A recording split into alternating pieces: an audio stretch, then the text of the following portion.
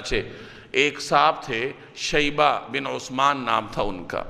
ان کے قریبی رشتہ دار غالباً ان کے والد اور چچا غزوہ بدر میں سیدنا حمزہ اور سیدنا علی رضی اللہ تعالی عنہم کے ہاتھوں قتل ہوئے تھے۔ تو اس کے دل میں ایک زخم تھا مسلمانوں کے خلاف۔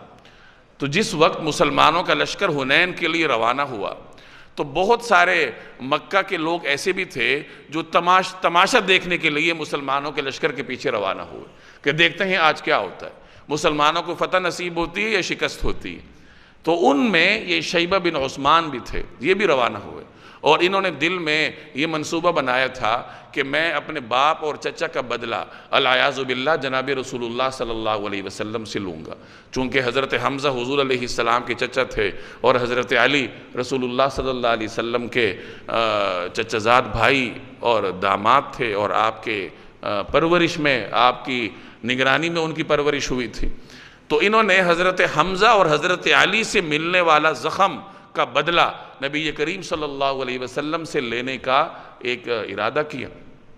اور جس وقت حنین کے میدان میں بھگدڑ مچ گئی اور نبی کریم صلی اللہ علیہ وسلم کے ساتھ چند لوگ تھے جو آپ کے قریب ترین اصحاب تھے، تو اس وقت انہوں نے یہ ارادہ کیا کہ العیاذ باللہ قریب جا کے نبی کریم صلی اللہ علیہ وسلم کو جانی نقصان دو۔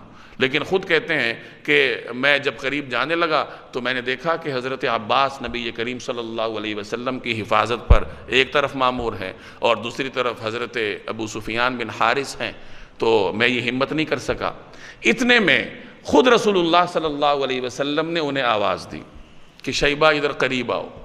یہ قریب آئے تو نبی کریم صلی اللہ علیہ وسلم نے ان کے دل پر ہاتھ رکھا، ان کی سینے پر ہاتھ رکھا اور دعا کی کہ یا اللہ اس کے دل سے شیطان کو نکال دے، اس کے دل کو شیطانی وساوس سے پاک کر دے۔ اور اس کے بعد پھر آپ صلی اللہ علیہ وسلم نے فرمایا کہ اب جاؤ اور دشمن کا مقابلہ کرو۔ چنانچہ یہ صدق کے دل سے اسی لمحے مسلمان بھی ہوئے اور رسول اللہ صلی اللہ علیہ وسلم کے حکم پر گئے اور جا کر اس مشرکین کی فوج سے ٹکرا گئے۔